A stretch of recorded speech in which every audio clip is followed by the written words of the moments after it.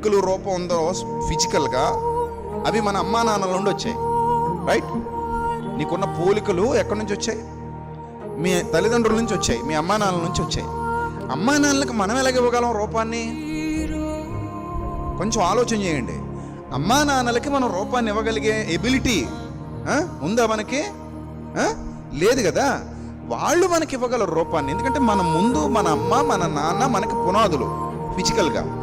So వాళ్ళు మనకి రూపాన్ని ఇవ్వగలరు తప్ప మనం వాళ్ళకి ఎలాగైతే రూపాన్ని ఇవ్వలేమో, దేవునికి రూపాన్ని కల్పించాలనుకోవడమే మన అజ్ఞానం. అసలు వద్దు అంటున్నాడు ఆ విషయం మీద. అసలు వద్దు.